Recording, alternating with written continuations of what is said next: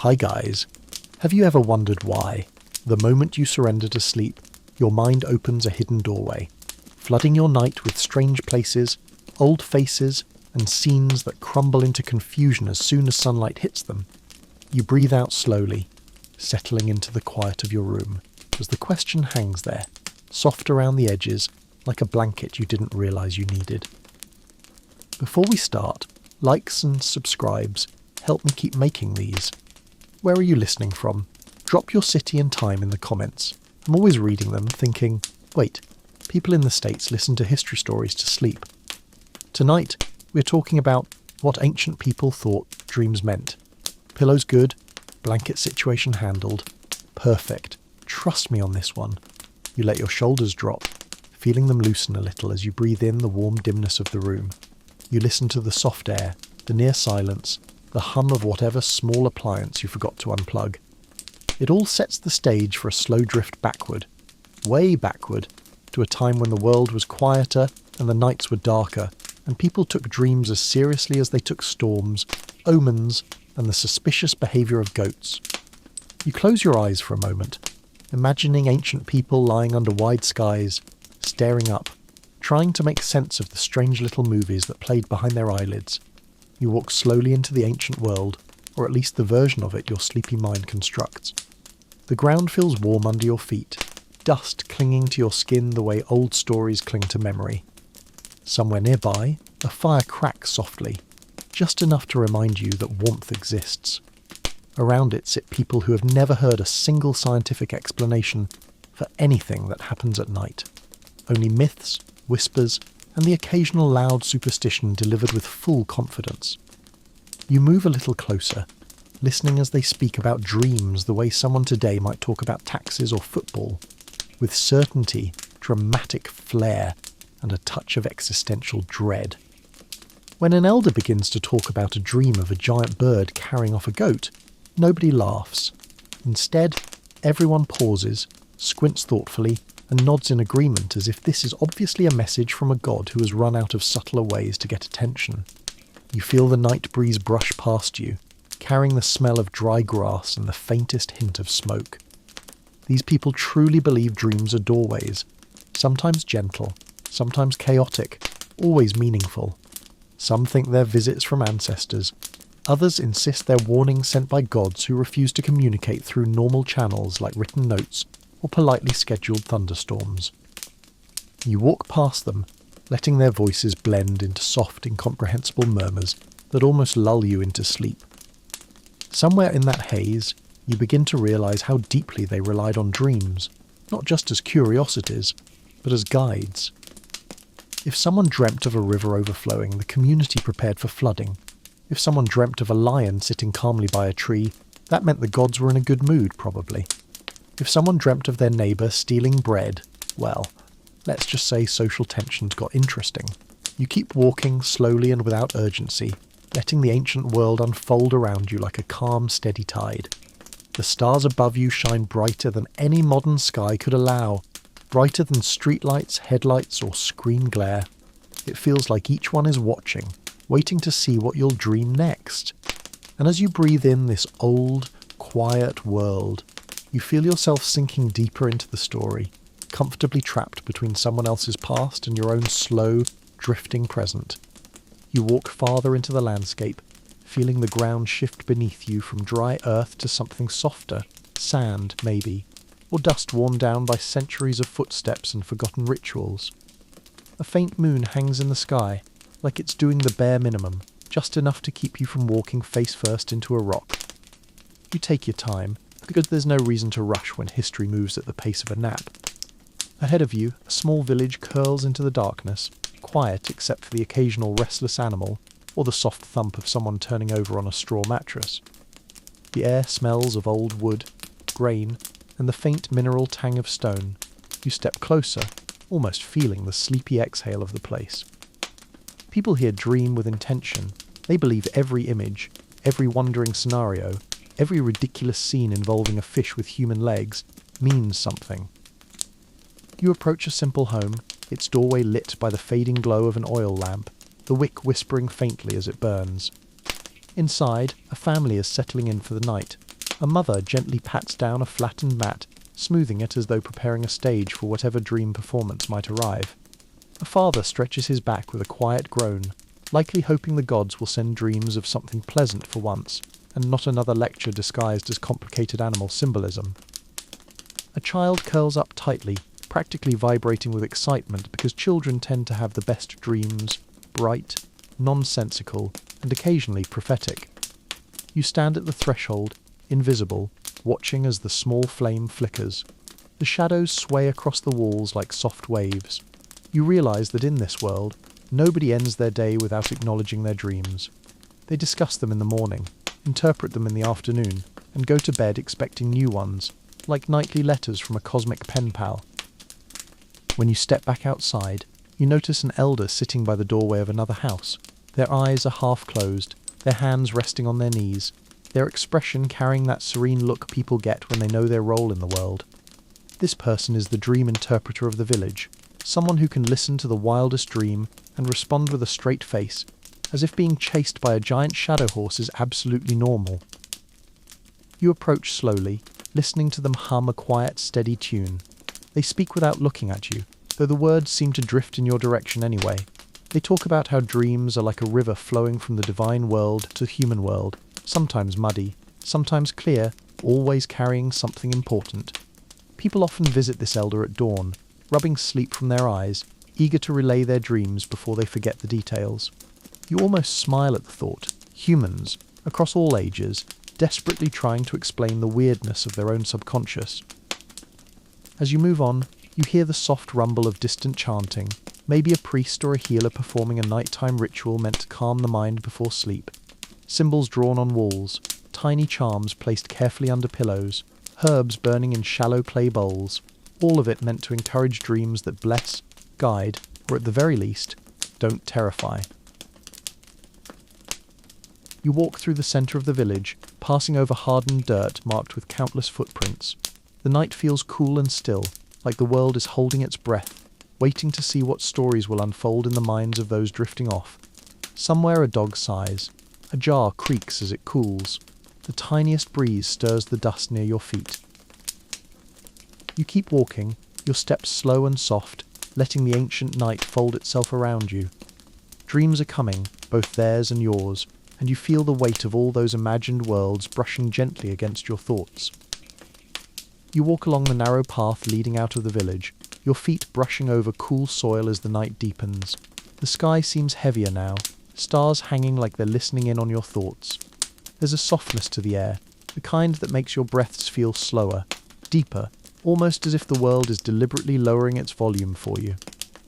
You keep moving until the village noises fade behind you, replaced by the quiet thrum of insects making their tiny midnight announcements. It all feels peaceful in that slightly eerie ancient world way that says, sure, something might be watching you, but it's probably just a goat. Before long, you reach a small open field where the grass bends gently in the breeze. A figure stands at the centre, wrapped in animal hides and lit only by the moon. Their posture is calm, rooted, like they belong to the ground itself. This person is a dream watcher, someone tasked with staying awake while others sleep, listening for signs in the night, guarding against nightmares that are believed to slip through cracks in the darkness. You step closer, noticing the small pouch hanging from their belt filled with herbs, stones, and probably at least one item they don't remember putting there. The dream watcher hums softly, guiding themselves into a trance-like stillness. You listen to the low notes curling through the field. They explain, in a voice barely above a whisper, that dreams are not just personal experiences, they are shared currents of meaning. One person's frightening dream could be a warning for the entire community. One person's peaceful dream could be a blessing for all. You can't help but think how exhausting that must be. Carrying the weight of everyone's subconscious mood swings like you're running a small, emotional weather station. You kneel beside them, feeling the cool grass brush against your skin. The dream watcher points toward the horizon, where a faint glow hints at the arrival of pre-dawn light, hours away but still inevitable.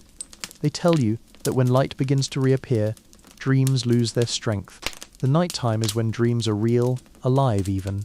When the sun rises, their power drains away, leaving behind only a memory, sometimes distorted, sometimes sharp enough to linger for years.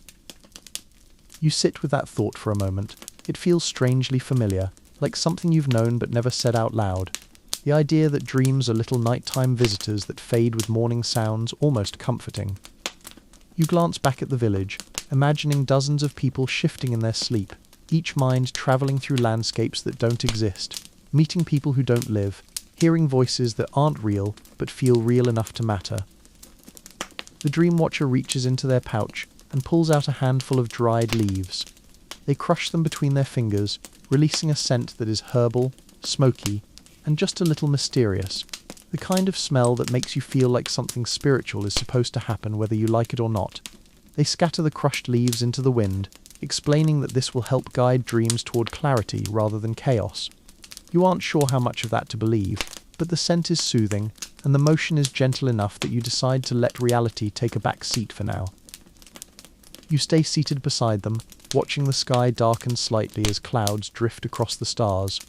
The dream watcher eventually closes their eyes, murmuring a small prayer-like line, meant to protect the dreams of those sleeping in the village.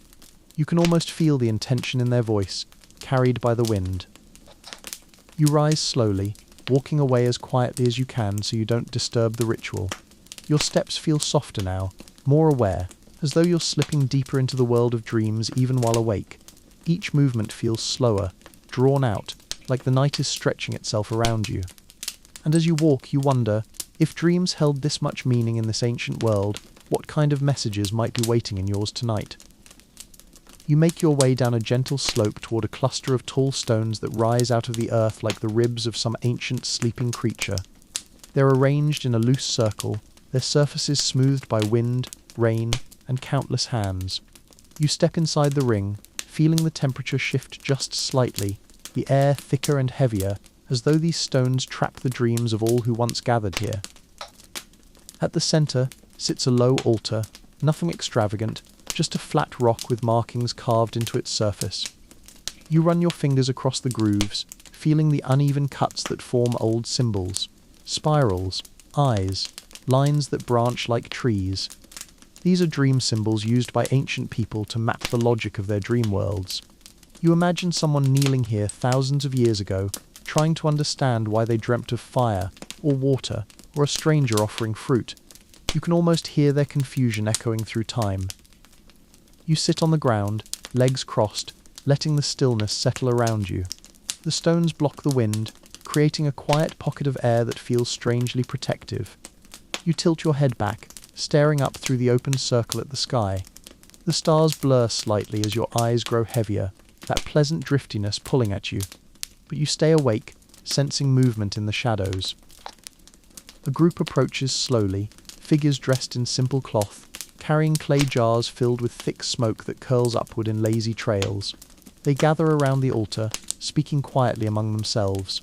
This is a dream-reading circle, a group who meets before dawn to decipher the meaning of dreams shared by the village. You watch from a slight distance, taking in the way their voices rise and fall like soft waves. One person steps forward and places an object on the altar, a small carved wooden bird. They describe a dream from the night before, a bird flying backward through the sky, wings beating in silence. The group murmurs, considering the symbolism. A backward flying bird could mean time flowing in the wrong direction, or a warning. Or maybe someone in the village is about to make a poor decision involving travel. You admire their confidence. Nobody here shrugs and says, "Weird dream, anyway moving on."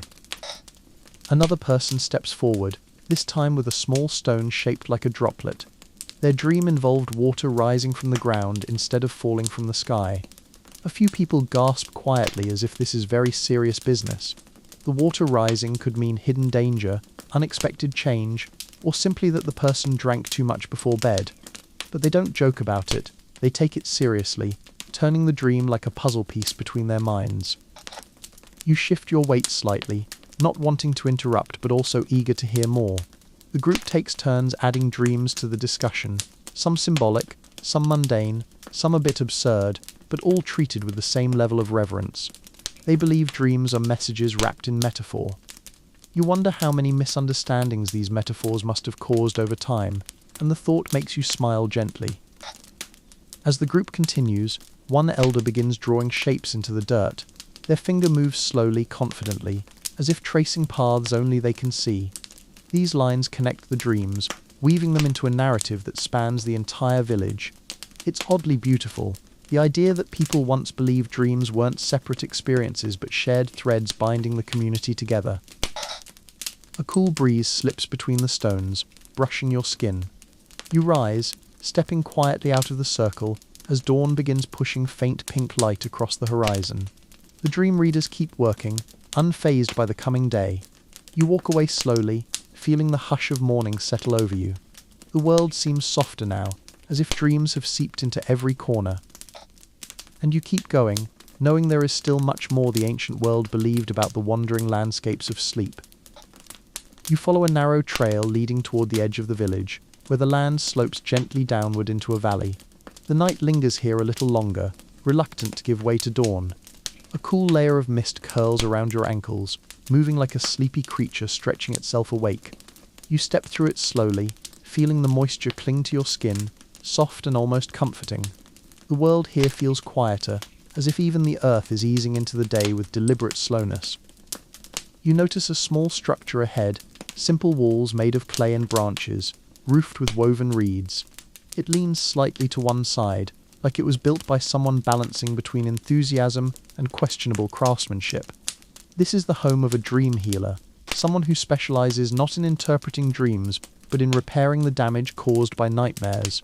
You walk toward it with cautious interest, because anyone whose job is fixing terrible dreams probably has some stories. Inside, the dream healer is already awake, grinding herbs with a stone pestle. The sound is rhythmic and soothing, like someone tapping gently at the door of your mind. They glance at you briefly, eyes warm and faintly amused, as if they knew you were coming before you did. They gesture for you to sit, so you lower yourself onto a woven mat that feels surprisingly comfortable for something that looks like it was made out of spare plant material. The healer explains that in this part of the ancient world, nightmares aren't viewed as random brain nonsense, but as actual intruders, unwanted spirit visitors who slip into dreams like uninvited guests at a party. The way they say it makes you imagine a ghostly figure showing up with no snacks and immediately ruining the vibe. To drive these nightmares away, the healer prepares mixtures of herbs, oils, and smoke, each blend tuned to soothe the mind and to discourage nighttime chaos. You watch as they crush leaves between their palms, releasing a scent that's earthy, sharp, and strangely calming. They add powdered roots, sprinkle crushed petals, and mix everything into a paste that they warm over a small flame. The scent fills the room, swirling around you like a soft fog that knows what it's doing. You can feel your muscles relax without even meaning to. The healer tells you stories of people waking from dreams so vivid and frightening they believed something had followed them back into the waking world. A shadow in the corner, a coldness on their skin, a sense of being watched. You nod, not because you can see anything unusual in the healer's dim little hut, but because you know the feeling, those mornings when a dream lingers too heavily, refusing to let go. To help, the healer performs rituals involving gentle chanting, painted symbols, and the smoke of certain herbs that supposedly clear dream residue from the mind. You watch as they dip their fingers into the herbal paste and draw small spirals onto the floor. The movements are slow, almost hypnotic, each line deliberate. The spirals represent the winding pathways of the mind, they explain, paths that can trap nightmares if not properly cleared. You lean back slightly, feeling the warmth of the small fire brush your skin. The healer hands you a small charm, a smooth stone wrapped in dried grass. It's meant to ward off bad dreams, catching them like insects in a net before they can slip into your mind. You hold it gently, amused at how something so simple feels oddly reassuring. As the healer continues their work, you listen to the steady crackle of firewood and the soft rhythm of their voice. They talk about how dreams are bridges between worlds, but nightmares are holes in those bridges.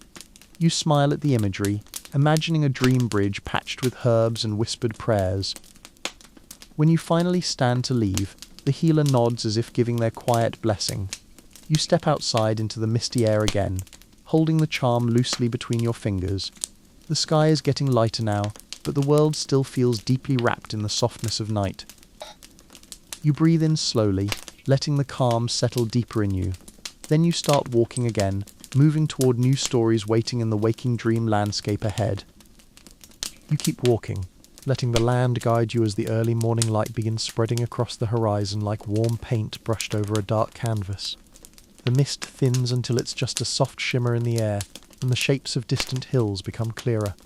You follow a path carved by generations of footsteps, each indentation a small reminder that people have always wandered their world trying to understand the mysteries of sleep. Soon you reach a small rise overlooking a broad field scattered with strange wooden structures. They're arranged in long rows, each one decorated with feathers, bones, and small carvings. You step closer, feeling the texture of old wood beneath your fingertips. This is a dream-testing field, a place where ancient people performed rituals to deliberately shape their dreams before sleeping. You smile at the thought, humans have always wanted some kind of dream remote control. A group of villagers arrives shortly after you, carrying bowls filled with water, bits of fabric, and powdered pigments. They begin preparing symbols on the wooden beams, circles representing clarity, lines for protection, and triangles for revelation. You watch as they mix the pigments with water until vibrant colours bloom across the wood in slow, deliberate strokes. One woman, her hair braided tightly and wrapped with tiny beads, notices you watching. She explains that these structures are meant to influence dreams by aligning the sleeper with certain energies. People lie beneath them at dusk, hoping to attract specific dream messages. Maybe a vision of a lost family member, maybe a sign about upcoming weather, maybe a hint about which field to plant crops in. Or maybe they just want a dream that makes sense, for once. You walk with her to a freshly decorated beam where a man is preparing to test his dream. He holds a bowl filled with water and carefully drops small seeds into it. The way they spin and sink is believed to reveal what kind of dream he'll receive. One seed sinks quickly, an omen of direct messages. Another floats stubbornly at the surface, an omen of confusion. The man sighs at this second seed, but the woman pats his shoulder sympathetically, as though he's been personally wronged by his future subconscious. The ritual continues. They light small clay lamps filled with oil, the flames flickering in the early light. The scent of burning herbs fills the air, drifting upward in lazy tendrils. You breathe it in, letting the warmth settle inside your chest. The villagers move calmly, slowly, almost sleepily, as though the border between dreaming and waking is thin here. You sit beneath one of the wooden structures, imagining what kind of dream you might attract in this place. Above your head, feathers sway in the gentle breeze, bones click softly like distant wind chimes, and the painted symbols glow faintly in the rising sun. The world feels suspended, balanced delicately between day and night. The woman tells you about a dream her grandmother once had under these beams, a dream of a glowing river running uphill. The entire village interpreted it as a sign that something impossible would soon happen, and according to her, it did. A drought ended unexpectedly, rain pouring down after months of dry sky. Some people chalked it up to coincidence, others insisted dreams had guided the gods. As the villagers finish painting and preparing their structures, they step back and admire their work. There is pride in their quiet smiles, the pride of people who believe they are shaping the invisible landscape of sleep itself. You stand with them for a moment, letting their calm wash over you. Then you continue walking, your steps slow and steady, carrying you deeper into the world where dreams and reality overlap like two pages pressed together. You wander onward as the morning grows a little brighter, though the light still feels gentle, almost shy. The land stretches out before you in wide, lazy folds, low hills, long grasses, the occasional twisted tree that looks like it has secrets it absolutely refuses to share. You follow a faint trail etched into the soil, the kind made not by feet but by time, the sort of path that simply appears because enough people have walked through questions and curiosity. Eventually, you reach a gathering of stone huts arranged in a loose circle around a single massive tree. Its branches are thick and sprawling, heavy with leaves that rustle like whispered conversations. Beneath the tree sits a group of people, each holding a small clay mask resting on their laps. You slow your steps, intrigued by the quiet ritual unfolding before you. A man with grey-streaked hair gestures for you to join them. You sit on a patch of warm earth, the clay mask cool in your hands. The man explains that these are dream-shaping masks, tools meant to influence the emotions of dreams. Not the symbols, not the omens, but the feelings themselves. You blink slowly, imagining an ancient world where people didn't just interpret their dreams. They curated them, like emotional playlists for the night. The masks vary widely. Some are smooth, with soft curves that make them look serene. Others have sharp angles and carved patterns, as if built for bold, vivid dreams. A few look unsettling, wide eyes, elongated cheeks, exaggerated mouths, but the man assures you those are for healing fear, not causing it. You nod, though you keep a polite distance from the ones that look like they might whisper to you if given the chance. The group begins a slow, rhythmic breathing exercise. You follow along, inhaling deeply through your nose, feeling the cool air spread inside you like a quiet wave. They hum softly, the sound vibrating through the ground, through the tree, even through the masks. You feel the clay warm slightly in your hands. A woman begins to speak, her voice gentle and steady. She explains that ancient people believed emotions in dreams carried messages more important than images. A dream filled with anger didn't mean anger was coming, it meant anger already lived inside you. A dream filled with joy didn't predict bliss, it reminded you to seek joy while awake. You watch her fingers trace the outline of her mask as she talks, and you feel a strange sense of peace settle in your chest.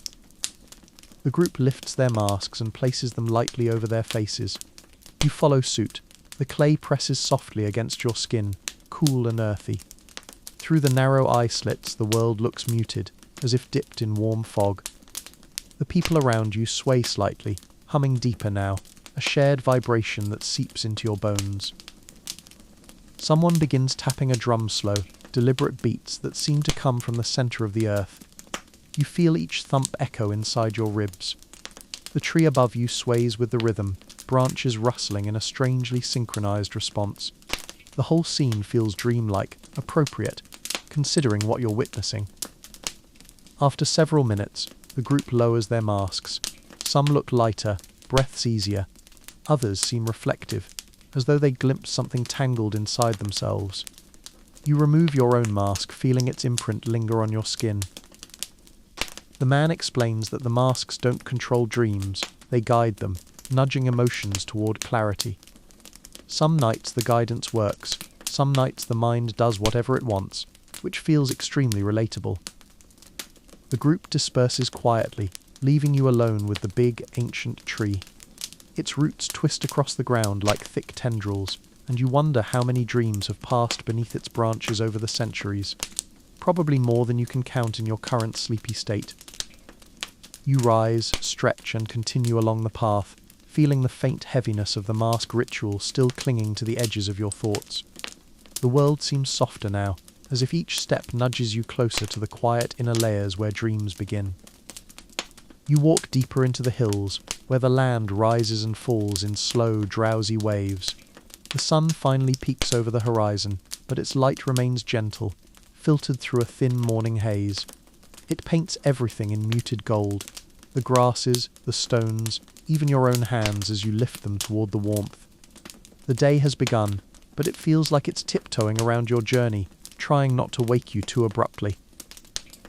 As you crest a small ridge, you spot something unusual, a long wooden structure built along the slope, with open sides and a roof covered in reeds.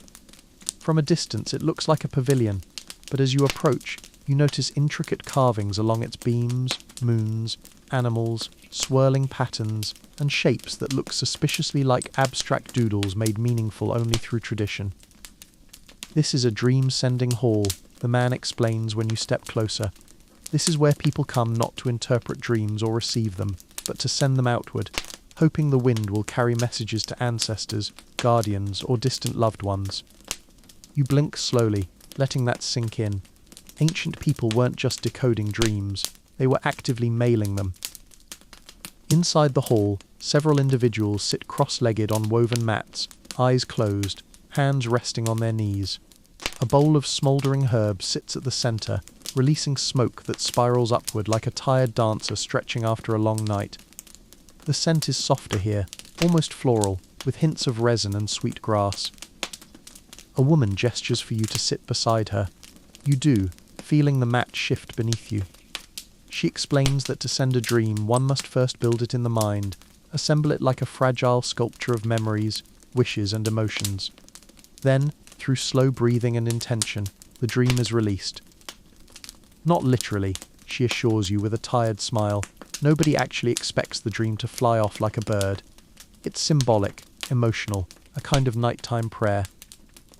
You watch as she raises her hands, palms facing the smoke. Her breathing deepens. The others join her, creating a synchronized rhythm of inhale, exhale, exhale. The smoke bends and twists toward their movements, as though responding to their calm. Someone begins chanting softly. The words are old, older than the walls, older than any written record. They flow like water, smooth and steady, and the sound makes your eyes feel heavier, as though the air itself wants you to drift. The woman beside you begins describing a dream she wishes to send, a dream of safety for her son who travels far from the village.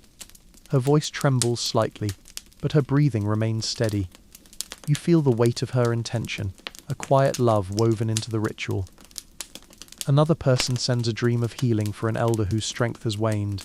Another sends hope for rain. Another sends courage for a difficult choice. Each dream is personal, intimate, shaped carefully like clay between thoughtful hands. You sit silently, imagining what dream you might send if you were part of this world. Maybe a dream of peace for yourself. Maybe clarity. Maybe rest, deep, uninterrupted rest, the kind that settles into your bones and stays there a while. The ritual ends slowly. People lower their hands one by one, breaths returning to normal. The smoke unwinds gradually, drifting toward the open sides of the structure, fading into the morning light. You feel lighter somehow, as if the calmness of the ritual soaked into you without permission. You stand and step out of the hall, the warm light brushing your face. The world feels more open now, gently humming with the quiet belief that dreams are not just random flickers in the mind.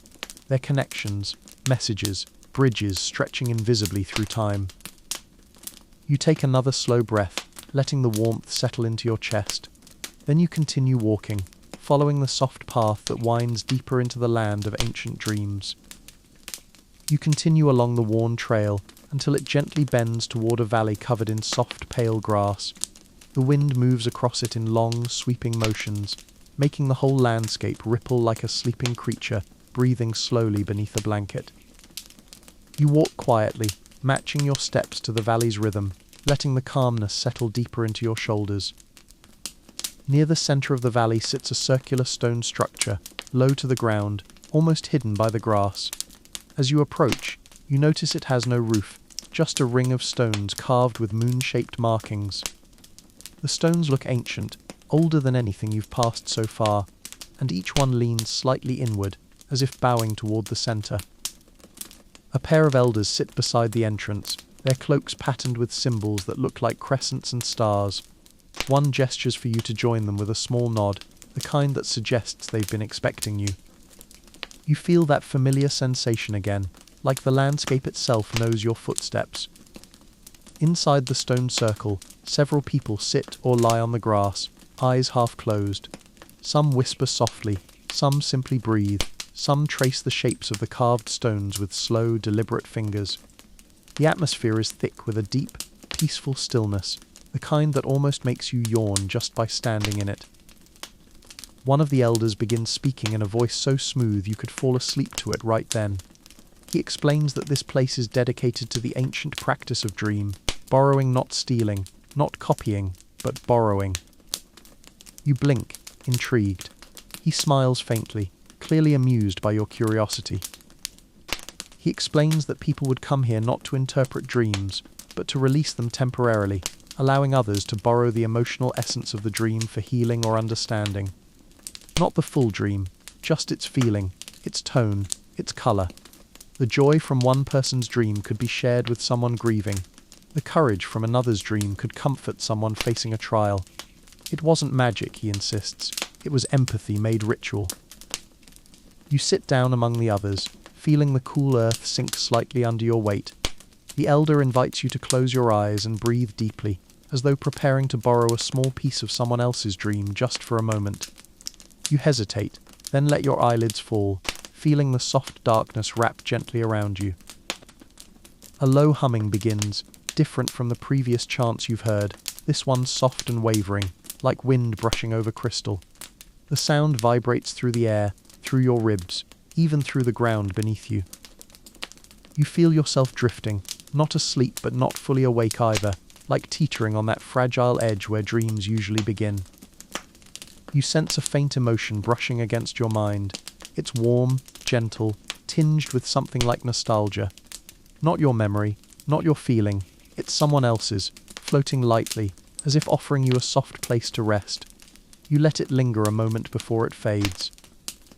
When you open your eyes, the valley looks brighter, as if the sun has risen a little higher without you noticing. The elder nods, as if confirming that you've experienced what you were meant to experience. Borrowed calm, borrowed softness, borrowed rest, something ancient people valued more than they ever tried to explain. You rise slowly, thanking the elders with a quiet nod. As you leave the circle, the grass sways around you, whispering in soft patterns that almost feel like a farewell. You continue walking, carrying that borrowed piece with you, tucked somewhere safe between your breath and your thoughts. The landscape shifts once again as you follow a narrow path toward a cluster of jagged cliffs rising like teeth along the horizon. They look dramatic from afar, but as you get closer, you see small openings carved into their sides doorways leading into dimly lit chambers. The air grows cooler, carrying the mineral scent of stone and ancient rituals. You step inside one of the openings, your footsteps echoing softly. The chamber widens into a circular room lit by several stone lanterns, their flames barely flickering. A group of figures sits around a shallow pool at the center, its water perfectly still, reflecting the lantern light like a captured moon. A woman approaches you with a gentle bow. She explains that these chambers were built for lucid visioning, not and attempts to control dreams, long before modern science made the concept sound cool or impressive. These people believed that clarity during dreams came not from training the mind, but from preparing the senses before sleep. She guides you to the pool and gestures for you to kneel beside it. You lean forward, watching your reflection ripple slightly. The water smells faintly of herbs, mint, maybe, and something earthy you can't quite name. The woman dips 3 fingers into the pool and then taps lightly at your temples.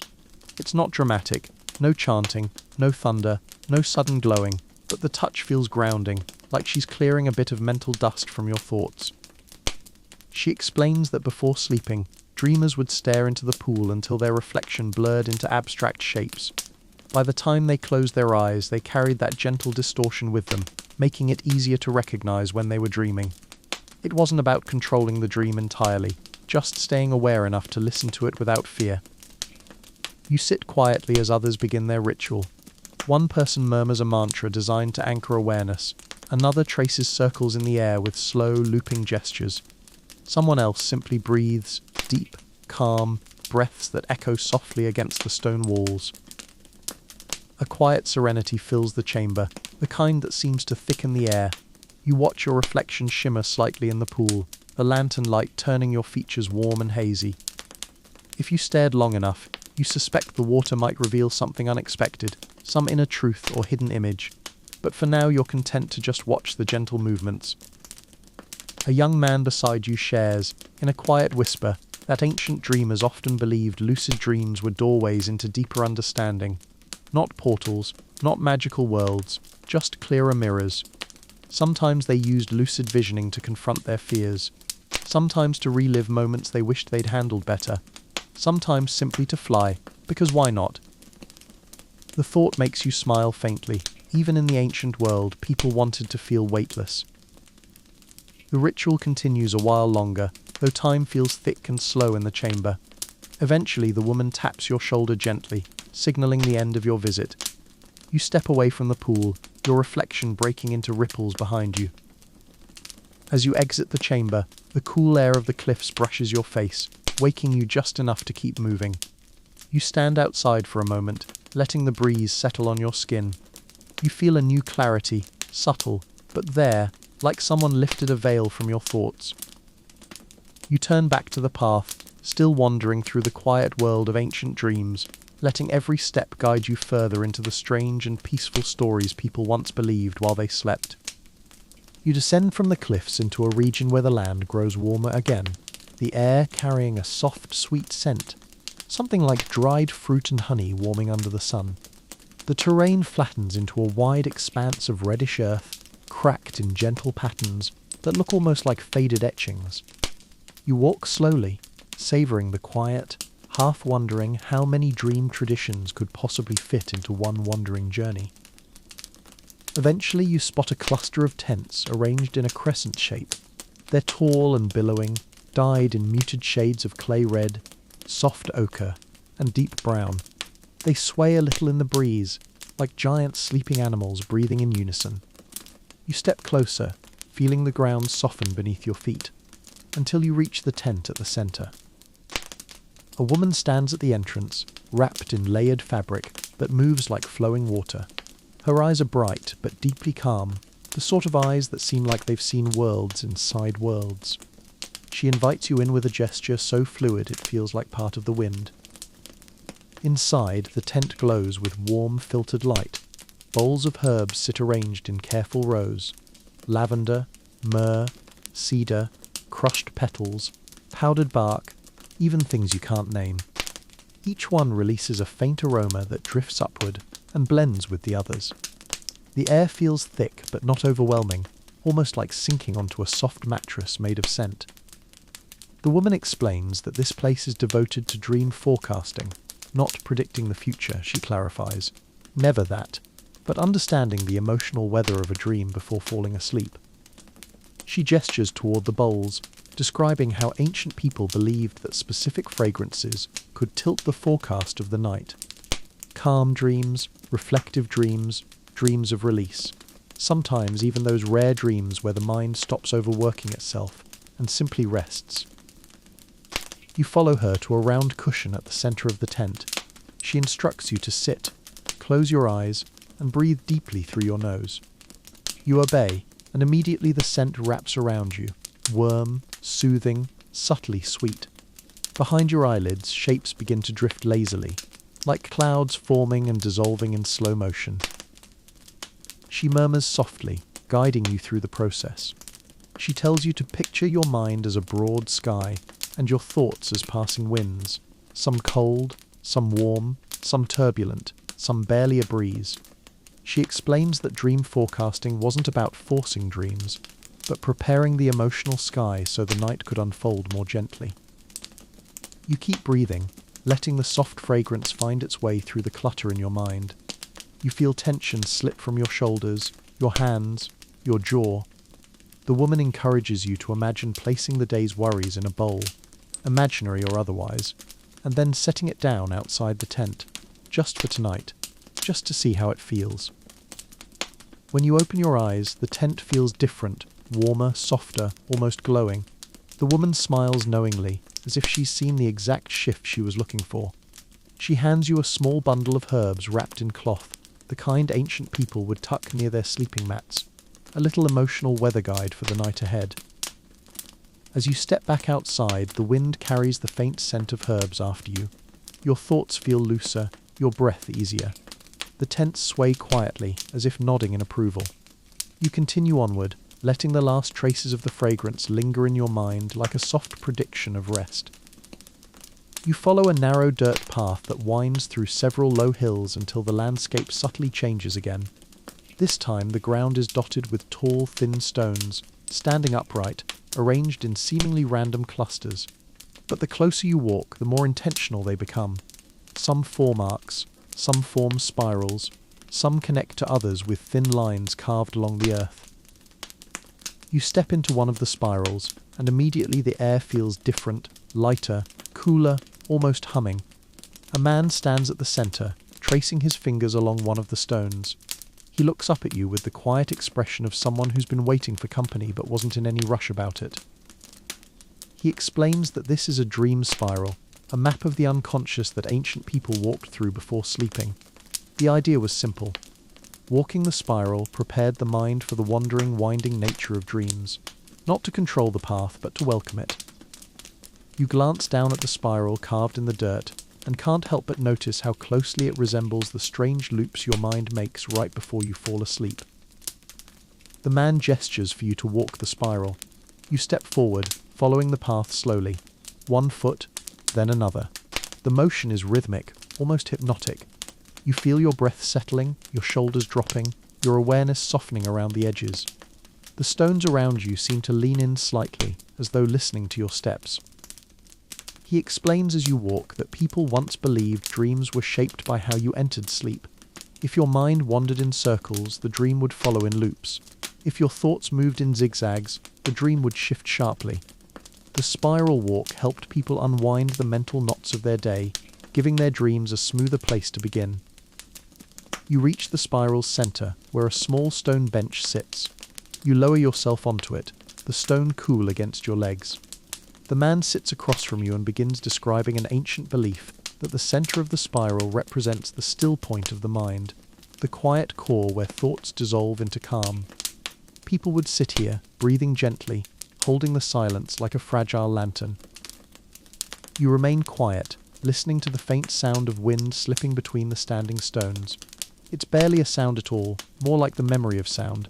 Still, it soothes something inside you that you didn't realize needed soothing. He encourages you to close your eyes again.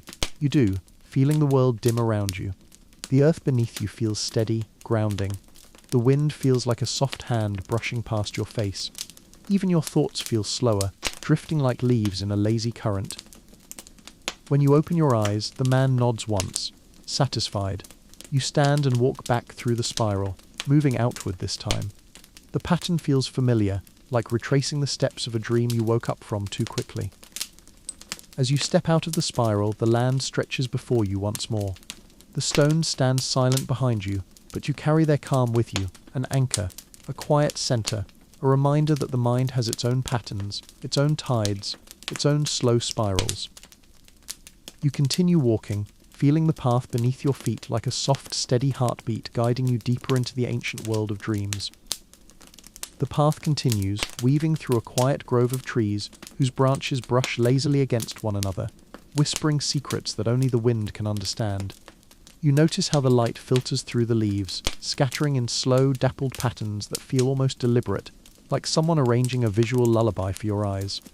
Your feet crunch softly on the dirt, and for a moment you realize how aware you've become of each sensation. The warmth of the sun on your shoulders, the faint musky scent of earth after recent rain, the subtle sweetness of decaying leaves that makes the air feel alive. A small clearing opens ahead, where a circle of low, flat stones forms a natural bench. Settling yourself down, you watch a pair of birds flit overhead, their movements almost cartoonish in their grace, yet entirely real. You listen as their calls echo faintly against the trunks and the undergrowth, a rhythm that is oddly familiar, like a half-remembered lullaby from your childhood. Somewhere nearby, water trickles over smooth rocks, and the gentle burble mingles with the rustle of leaves, creating a soundscape that seems tuned specifically to slow the mind. A figure emerges from the trees, a woman with long hair tied loosely behind her head, wearing a simple robe of woven fibers. She carries a small bowl, and as she approaches, you notice the intricate patterns etched around its rim. She kneels beside you without speaking, offering the bowl. You peer inside and see a mixture of dried herbs and petals, lavender, chamomile, and something darker, almost black, curling like smoke. "These are the night seeds," she says softly, her voice brushing past your ears like a breeze. "They help guide the dream, but never force it. Dreams are free, and we only offer a gentle suggestion." You accept the bowl, feeling its cool weight in your hands. The woman gestures toward a shallow indentation in the earth nearby, a small circle of soil that seems unnaturally smooth. You sprinkle the herbs into it, and the air immediately thickens, not with a smell, but with a feeling, a subtle tug at the corners of your awareness. You close your eyes, letting your mind linger on the textures, the scents, the quiet insistence of the grove. Thoughts begin to slow, folding in on themselves, and you feel a weightless kind of attention, the sense of hovering just above waking. She begins to speak again, her words punctuated by the soft hum of the world around you. Ancient people believed that the soul wandered freely in the night. The night seeds were not medicine in the modern sense, they were invitations. By acknowledging the path your mind might take, you prepared yourself for the fluid journey of sleep. Dreams could then rise and fall like waves, without abrupt stops or harsh collisions with conscious thought. You follow her gaze to a nearby tree trunk, its bark patterned with shallow grooves and marks, almost as if it too remembers dreams. The shapes seem to shift ever so slightly, echoing images you've seen in your own sleep. The twisted corridors of a city you've never visited, the faces of strangers who speak in familiar tones, the brief flicker of fear followed by relief.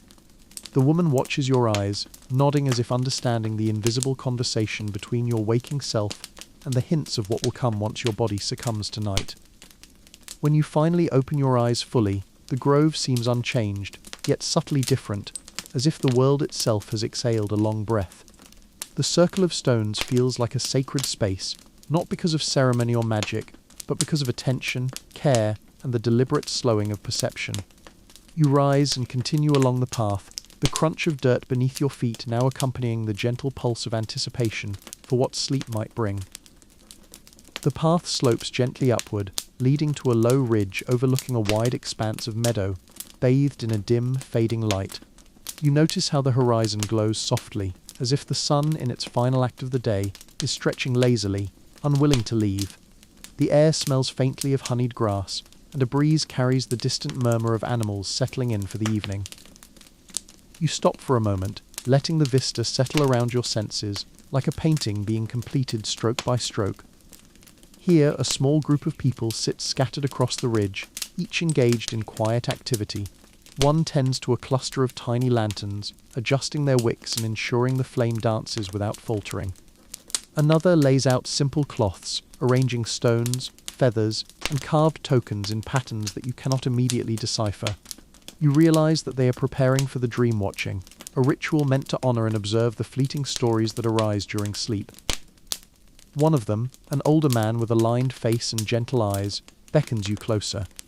"Do you see," he says, gesturing toward the tokens, "how every element has its place? Each shape and line represents the threads that might appear in dreams. By placing them carefully, we do not dictate what will come, but we remind the mind of the beauty of wandering."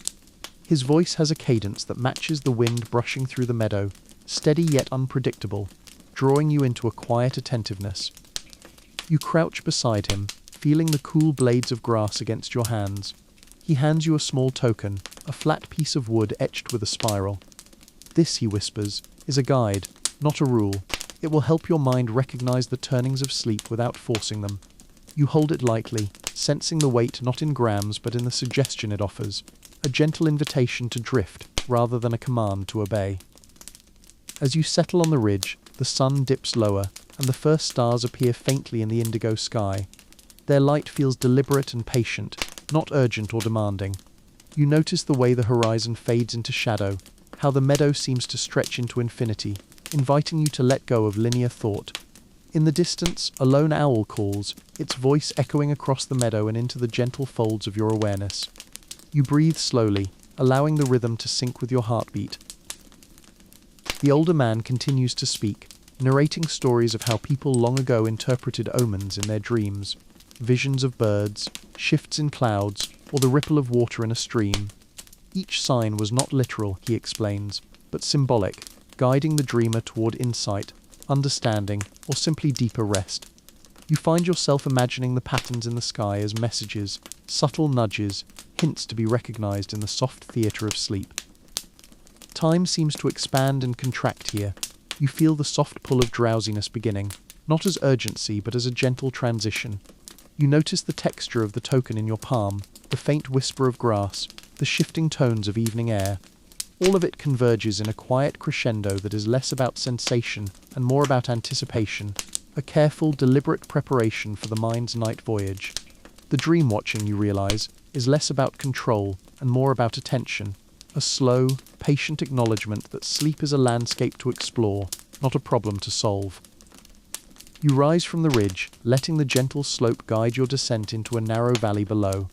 The air here feels heavier, scented with damp earth, and the faint tang of moss clinging to stones.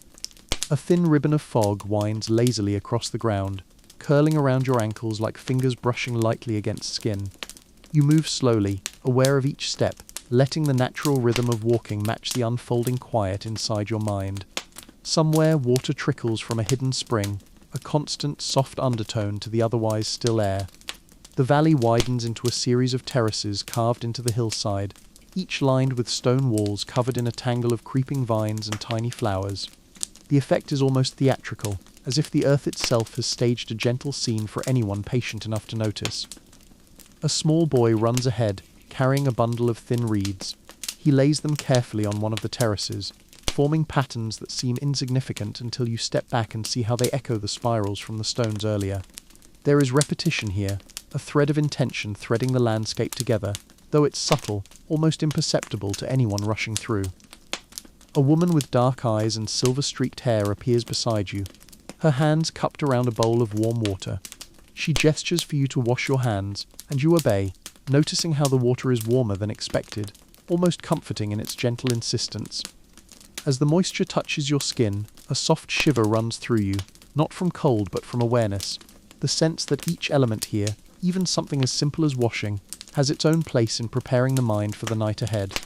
She doesn't speak much, yet her presence itself seems instructive, like a living reminder that observation can be as meaningful as instruction. She leads you to a low platform where several others sit cross-legged, eyes closed. The man with the lined face from the ridge appears again, holding a small drum made from stretched animal skin. He taps a slow, steady beat, faint but persistent, like a heartbeat echoing through the valley. The sound resonates softly, syncing with your own breathing, and you feel your thoughts slowing even further, coiling inward, and then releasing in the gentle rhythm of the drum. There is no urgency here, only an encouragement to notice the subtleties, the small, almost imperceptible details that make the transition into sleep seamless. Stories begin to flow in whispers, fragments of memory and myth, stitched together with casual humor and an almost tangible sense of patience. One tells of a farmer who dreamt his sheep would fly and woke up with his arms covered in dew and feathers. Another recalls a mother watching her child's first sleep, noting how the flicker of eyelids seemed to cast shadows that mirrored the spirals of the stones. Each anecdote is a thread, and as you listen, the threads interlace, forming a tapestry that is both calming and intriguingly intricate. You can't help but smile at the absurdity, yet it feels entirely fitting, entirely gentle, perfectly conducive to the slow unraveling of consciousness.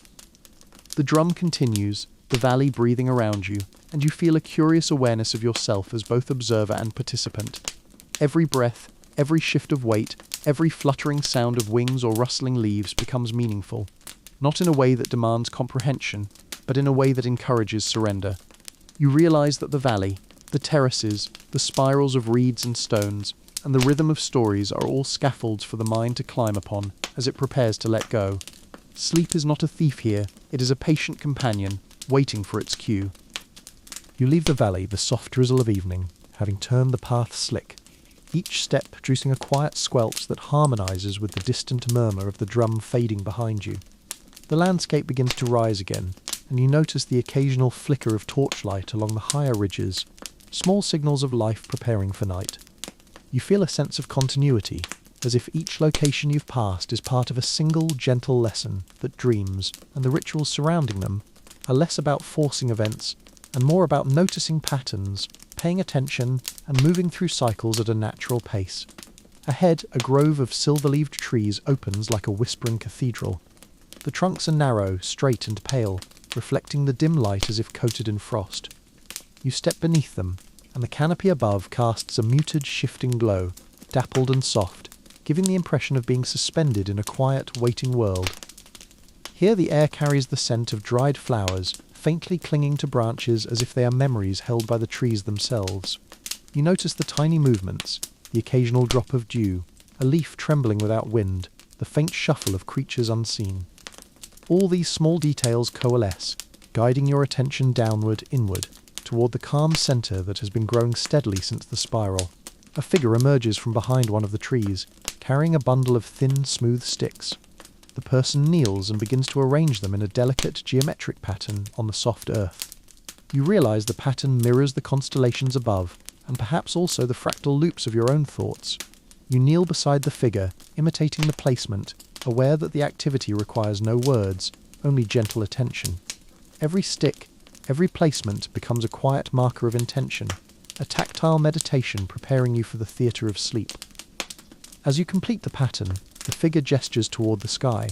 You look up, noticing how the stars pulse faintly, almost imperceptibly, in a rhythm that echoes the drumbeat from the terraces below. The constellations seem to trace familiar shapes, some ordinary, some absurd, yet all meaningful in ways you can't fully articulate. You inhale deeply, feeling the cool night air settle into your lungs, each breath a slow, deliberate step toward surrender.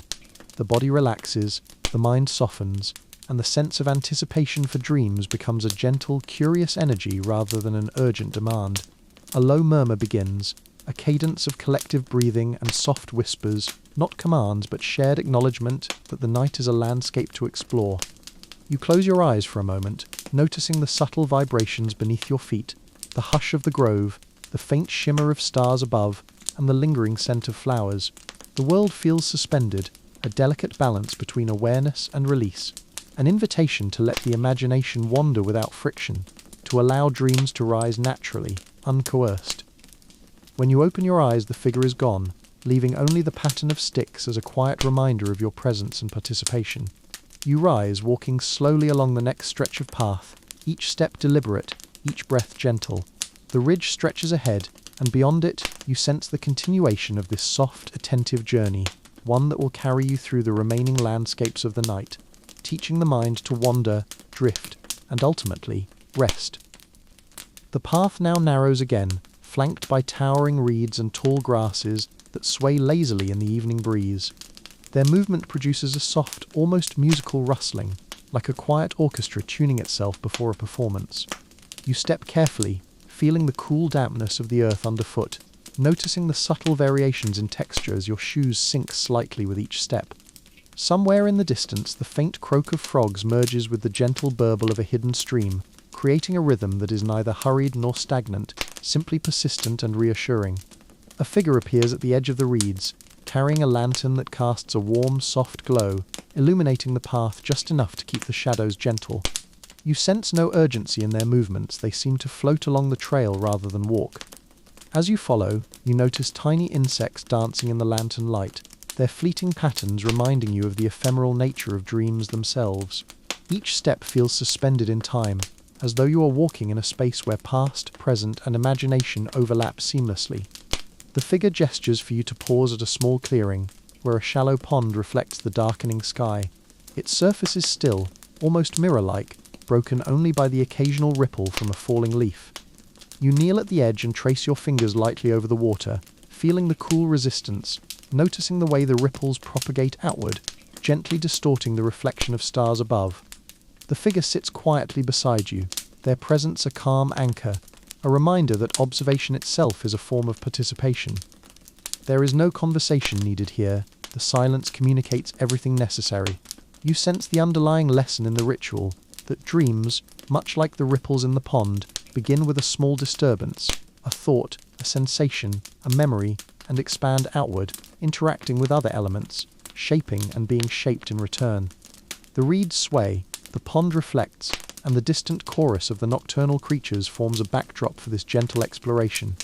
Your attention narrows and widens simultaneously, settling on the immediate textures while remaining aware of the broader, subtle symphony around you. A faint murmur begins at the edge of the clearing, soft chants in a language you cannot immediately recognize. The tones rise and fall in a slow, deliberate cadence, intertwining with the natural sounds of the night. You close your eyes, letting the rhythm guide your internal pulse, feeling a slow expansion in your awareness, an invitation to surrender to the landscape of the mind. Each chant feels like a gentle nudge, guiding without commanding, allowing the boundaries between waking and dreaming to blur softly, imperceptibly.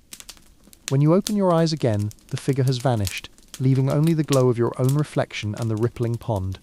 You rise and continue along the path, noticing how each step now feels more connected to your breathing, to the subtle vibrations of the earth beneath, and to the quiet pulse of the night. The valley seems to stretch endlessly, a living canvas prepared for the mind's exploration. ready to cradle your thoughts and guide them into the fluid, undulating terrain of sleep. The path begins to climb gradually, leading to a ridge dotted with ancient, gnarled trees whose branches twist and curl in strange, deliberate patterns. Their bark is rough and warm from the lingering sun, and each tree seems to lean slightly toward the path as if observing your passage. A soft, filtered light threads through the canopy, illuminating patches of moss that glow faintly green in the dim evening.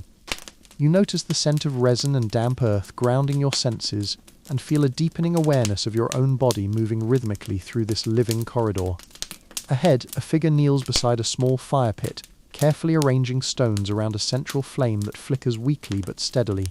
The figure does not turn toward you, yet you feel their presence as a gentle guide.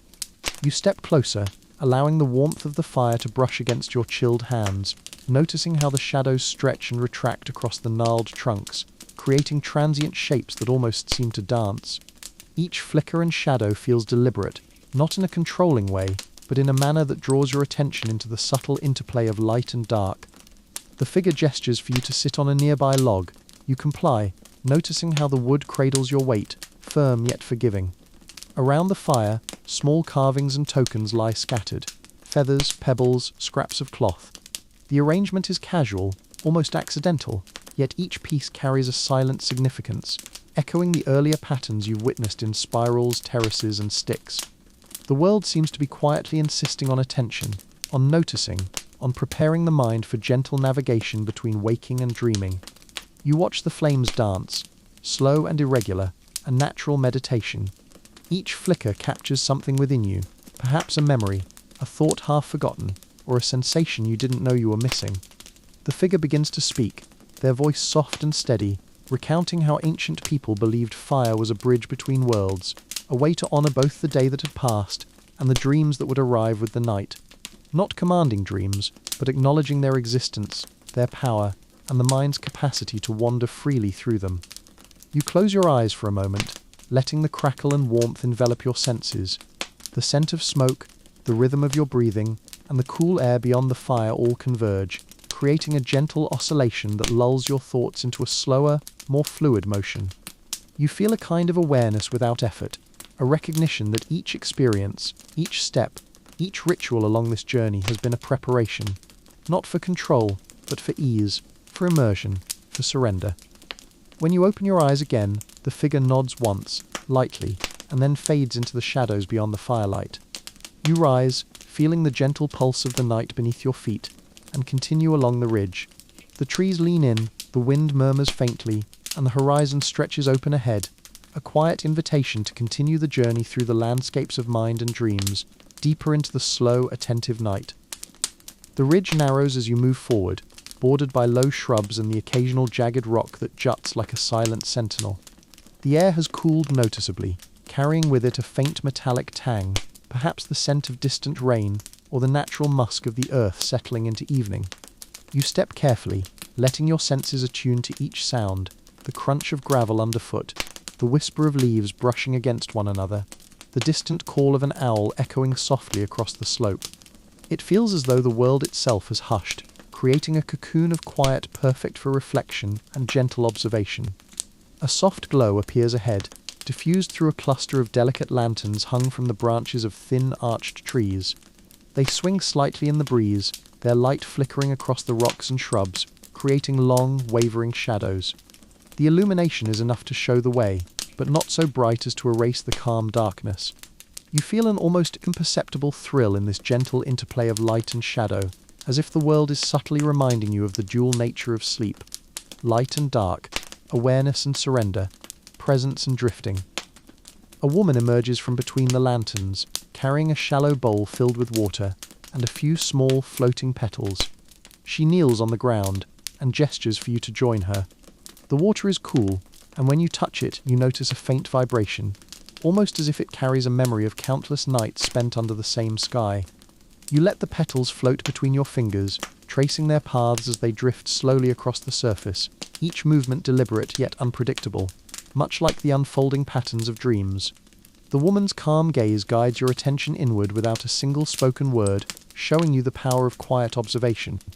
She begins a soft chant, almost inaudible at first, building in a slow, rhythmic cadence that matches the sway of the lanterns and the rustle of the wind through the trees. Each syllable flows into the next, creating a subtle resonance that travels through your chest and down into your feet. You notice the way your breathing begins to match the rhythm, slow and measured, and how your mind gradually untangles itself from the day's residual knots. The chant is not forceful, it does not demand. It merely encourages the gentle dissolution of tension, the slow preparation for the theatre of sleep. Nearby, small creatures begin their nocturnal chorus. Crickets hum softly, and a pair of foxes slink along the ridge, their movements elegant and unobtrusive. You realize that these minor details, usually ignored, now feel deliberate and important, part of the larger orchestration designed to guide the mind into its own nightly patterns. You watch the petals drift in the water again, noting how they twist and spin, merging and separating, never following a predictable course, yet never completely chaotic.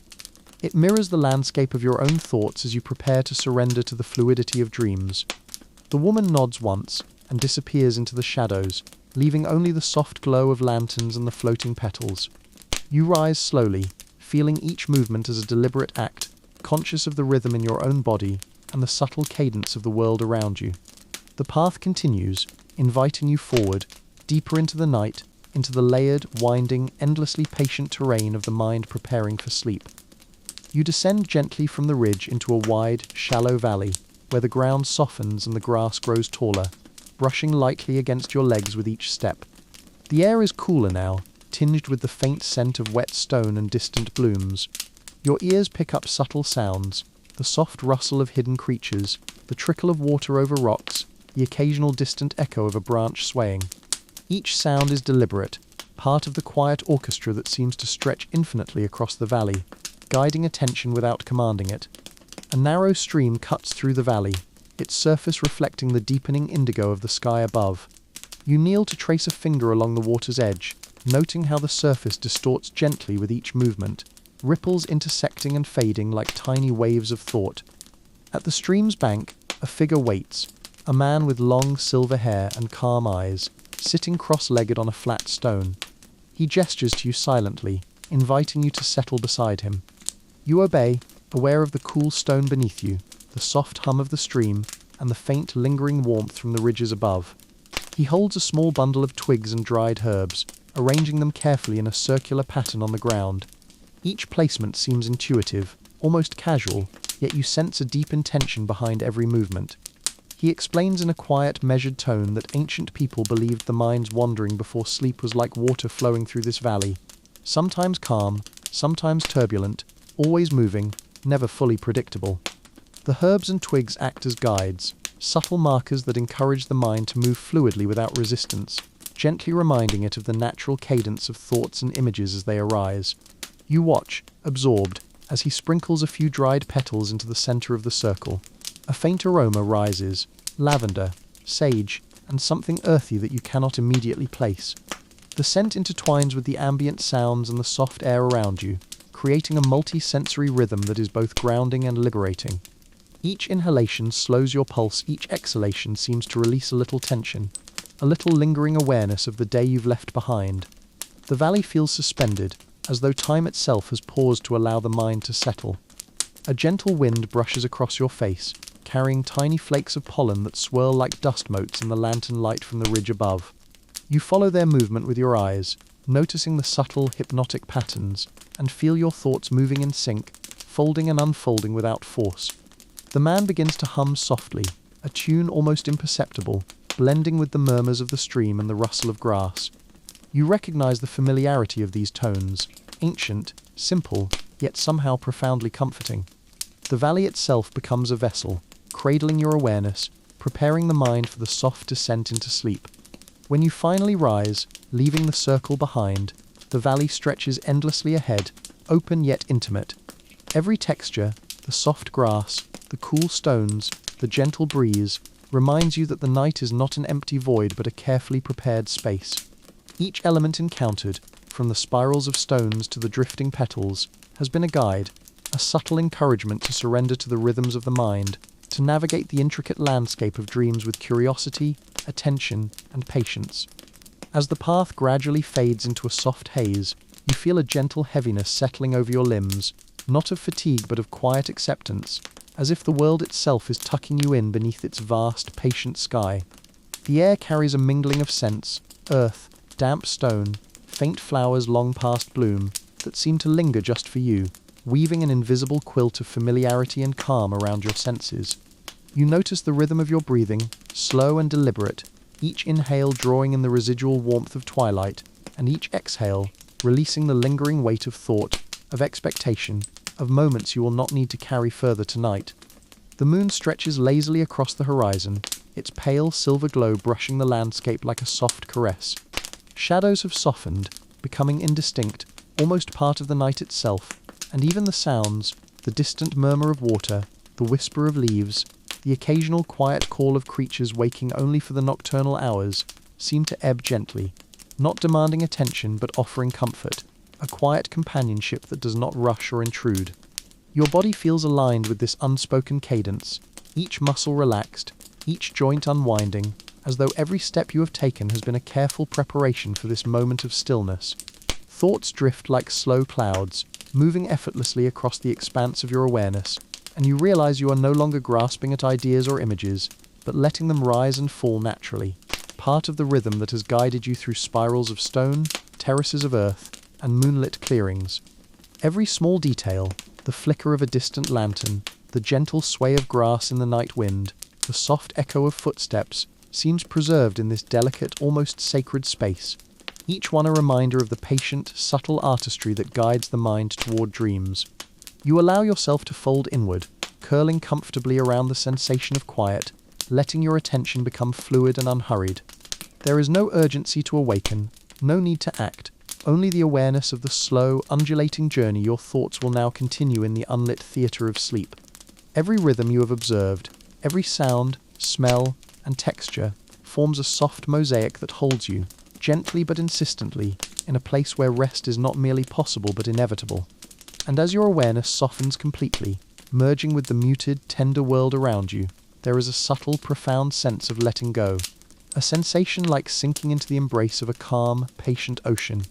You feel neither rushed nor forced, only guided, cradled, as the slow, quiet adventure of the night carries you effortlessly forward into the fluid, intricate, and endlessly fascinating landscape of dreams.